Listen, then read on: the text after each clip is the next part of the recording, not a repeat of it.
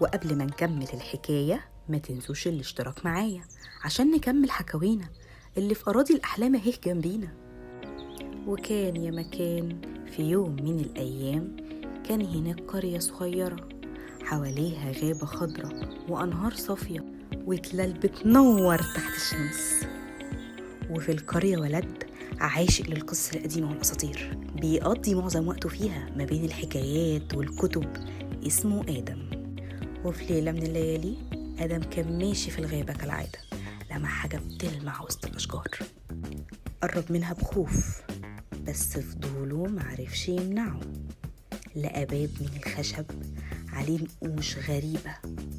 قرر آدم يفتح الباب ويشوف وراه ايه، وفجأة لقى نفسه في أرض العجائب، عالم مليان بمخلوقات عجيبة وسحر. وهناك شاف تنين صغير شجاع بيقولوا له الرينو، وجنية جميلة اسمها ليارا، وولد باين عليه الذكاء اسمه سليم. وبسرعة بقوا الأربعة أصحاب وقرروا يكتشفوا أرض الأحلام مع بعض. لكن ما عداش وقت كبير واكتشفوا الخطر اللي بيهدد المدينة.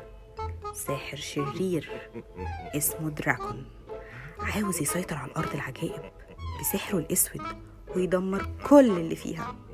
وهناك اتجمعوا الأصدقاء الأربعة وتعهدوا على حماية المدينة السحرية. حط سليم خطة محكمة وقدمت لارا سحرها عشان تواجه التعويذ بتاعت الشر، ورينو بقى قدم الشجاعة لمواجهة المخلوقات الغريبة اللي بتساعد الساحر. أما آدم فكان القائد. وفي الوادي العميق اتجمعت قوة الخير والشر في معركة كانت قوية انتصر طبعا فيها الخير على الشر، ورجع النور تاني لمدينة العجائب.